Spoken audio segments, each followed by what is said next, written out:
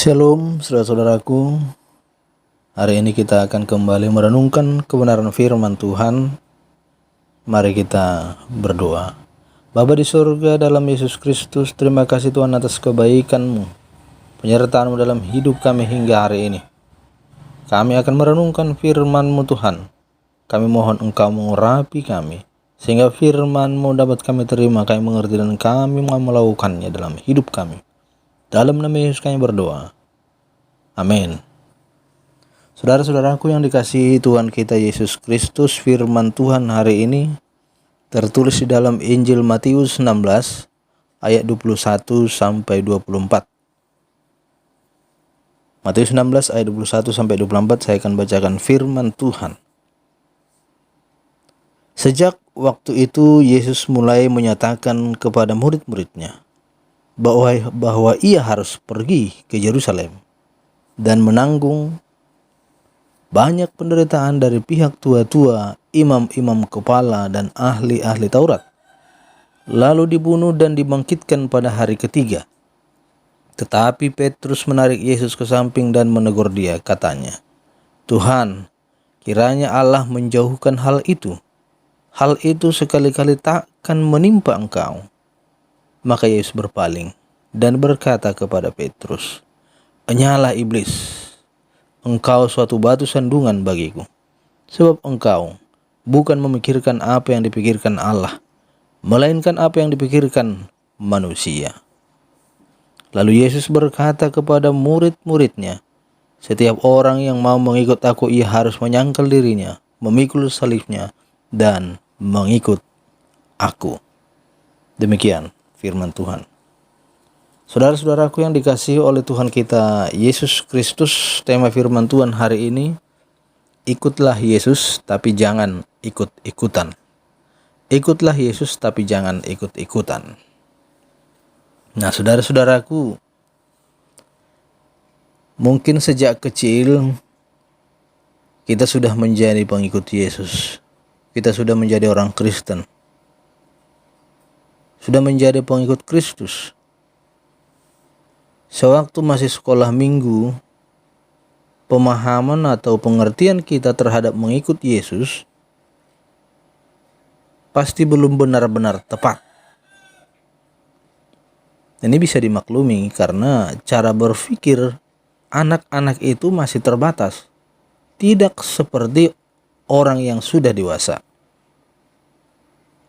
Itu sebabnya soal mengikut Yesus, anak-anak itu atau sekolah minggu itu masih bersifat ikut-ikutan. Kalau orang tuanya ke gereja, dia ikut ke gereja. Kalau dilihatnya kawan-kawannya bernyanyi, ya dia ikut bernyanyi. Ya, namanya anak-anak masih sebatas ikut-ikutan. Orang tuanya Kristen, ya dia Kristen. Bahkan kalau ada orang yang mengajak anak-anak itu, mengarahkan anak-anak itu ke suatu tempat, melakukan sesuatu, maka dia pasti ikut aja. Artinya saudara-saudaraku, pemahamannya masih sebatas ikut-ikutan saja. Tetapi kita semua orang yang sudah dewasa itu tentu pola pikirnya, cara berpikirnya berbeda sewaktu masih anak-anak atau masih sekolah minggu. Pemikiran kita orang dewasa sekarang ini sudah lebih baik. Jadi ada itu ungkapan, kalau kita orang dewasa ini melakukan hal-hal yang menyimpang, mungkin kelakuannya atau kelakuan kita sering salah, sering kita mengatakan, "Kau kayak anak-anak, kau kayak anak-anaknya, saya reda danak ho," katanya dalam bahasa Batak. Kan sering seperti itu, padahal sudah dewasa.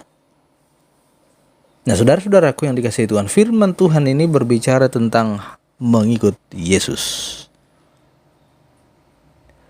Ketika itu saudara-saudaraku, di dalam teks ini Yesus mulai menyatakan kepada murid-muridnya tentang penderitaannya, di mana Yesus harus menanggung banyak penderitaan. Tetapi ketika Yesus menyatakan ini, Petrus yang bersifat atau yang berlagak sok tahu dan juga dia merasa sombong dan sebagainya, dia menegur Yesus.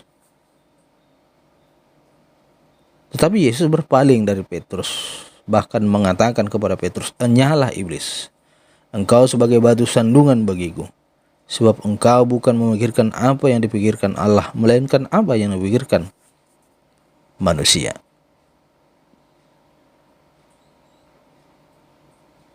Nah, saudara-saudaraku, mengikut Yesus itu fokus pikiran kita adalah Allah, kehendak Allah, bukan pikiran kita atau kehendak kita. Itu sebabnya sering kita gagal mengikuti Yesus karena apa? Karena kita berpatokan kepada pemikiran kita, berpatokan kepada kehendak kita sendiri. Ada beberapa hal yang harus kita lakukan dalam mengikuti Yesus. Yang pertama itu menyangkal diri. Menyangkal diri ini maksudnya mengesampingkan keinginan sendiri, mengesampingkan kepentingan sendiri, pemikiran sendiri, keinginan pribadi. Itu disampingkan dulu. Menyingkirkan hal-hal yang bersifat pribadi kita.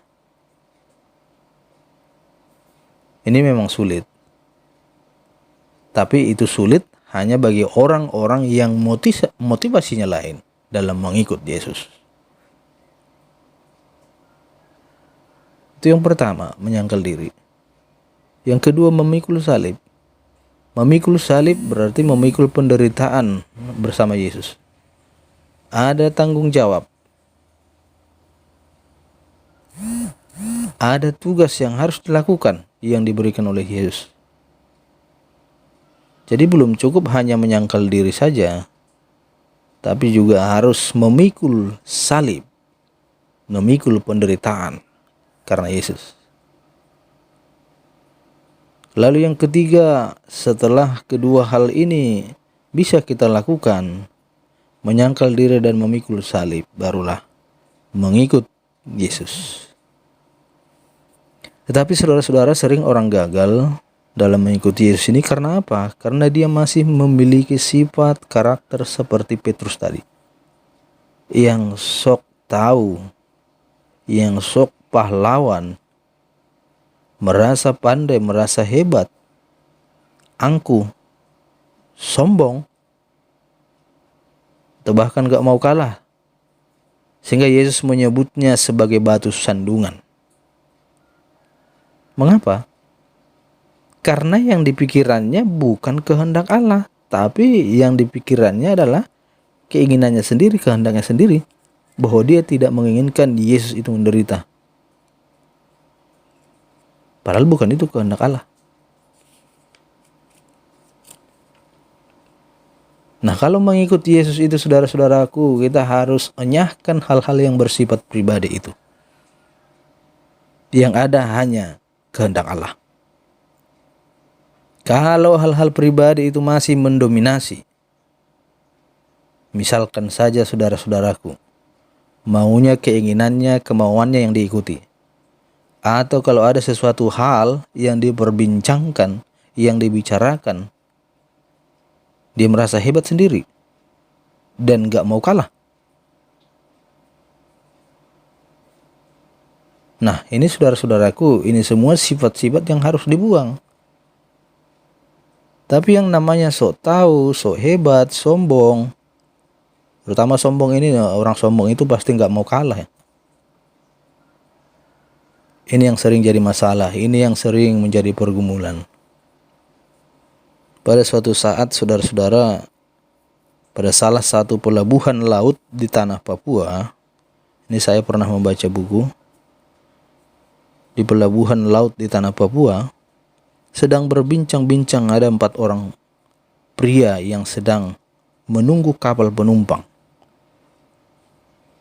Di mana keempat orang ini ingin menjemput sanak familinya yang ada di kapal tersebut. Keempat pria ini berasal dari daerah yang berbeda-beda. Antara lain itu ada yang dari Ambon, ada yang dari Batak, dari Manado, dan tak ketinggalan juga ada yang dari Jawa. Nah, sebelum perbincangan dimulai, biasalah saudara-saudaraku, mereka saling memperkenalkan diri. Maklum, baru jumpa, baru kenal. Jadi mereka saling memperkenalkan diri. Nah, saudara-saudaraku yang dikasihi Tuhan, pria dari Ambon ini memperkenalkan dirinya kepada orang Batak. Dia katakan, kenalkan, Thomas Bakar Besi, sambil bersalaman.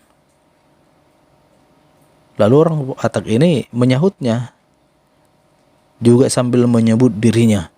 Kenalkan, saya Horas Batubara. Lalu pria asal Manado ini kebingungan sambil lihat kiri dan kanannya. Karena mendengar kedua rekannya tadi, orang Ambon dan orang Batak itu, mereka berdua memperkenalkan dirinya dengan menyebut barang-barang atau benda-benda panas. Tanpa berpikir panjang lagi, pria Manado ini menyambut tangan rekan-rekannya itu sambil memperkenalkan dirinya.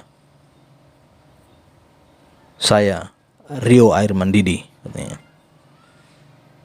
Nah, mendengarkan perkenalan ketiga rekannya itu tadi, orang yang terakhir yaitu orang Jawa nggak mau kalah juga. Dengan sangat meyakinkan pula, sambil menjabat tangan rekan-rekannya, dia memperkenalkan dirinya. Saya pemadam kebakaran, katanya. Nah, saudara-saudaraku yang dikasihi Tuhan kita Yesus Kristus, orang sombong itu tidak mau kalah. Tidak mau kalah. Dia akan berusaha bagaimana supaya dia lebih dari orang lain. Memang kalau sifat-sifat yang pribadi itu masih selalu dikedepankan, masih dimiliki, masih dipertahankan, ya pasti repot. Oleh karena itu saudara-saudaraku, memiliki sifat-sifat sombong, sok tahu, sok hebat, apalagi yang selalu nggak mau kalah itu pasti akibatnya akan repot. Nah, dalam mengikuti Yesus itu sifat-sifat yang seperti itu harus disingkirkan. Harus disingkirkan. Yang ada menyangkal diri. Memikirkan apa yang Allah pikirkan, bukan pikiran kita. Kita harus kesampingkan semua. Jadi saudara-saudaraku yang dikasihi Tuhan kita Yesus Kristus, memikul salib, ada tanggung jawab, lalu mengikut Yesus, maka kita percaya bahwa kita semua pasti bisa membuang sifat-sifat pribadi kita yang tidak baik itu. Karena mengikut Yesus itu fokusnya adalah pikiran atau kehendak Allah. Mengikut Yesus itu jangan ada motivasi yang lain yang bisa jadi menjadi batu sandungan seperti yang dikatakan Yesus kepada Petrus. Oleh karena itu saudara-saudaraku yang dikasihi oleh Tuhan kita Yesus Kristus, sesuai dengan tema tadi, ikutlah Yesus, tetapi jangan ikut-ikutan. Amin. Kita berdoa. Bapa yang di surga, di dalam Yesus Kristus, terima kasih Tuhan untuk firman-Mu hari ini. Kau sudah mengajar kami tentang mengikut Yesus. Biarlah kami Tuhan benar-benar mengikut Yesus. Biarlah kami menyangkal diri kami, mengesampingkan segala keinginan pribadi kami. Tetapi hanya kehendak Tuhanlah yang ada dalam hidup kami. Biarlah kami juga Engkau kuatkan, Kau tolong dalam memikul salib kami, sehingga kami benar-benar mengikuti Yesus Kristus dalam hidup kami sepanjang hidup kami. Terima kasih Tuhan. Dalam Yesus kami berdoa. Amin.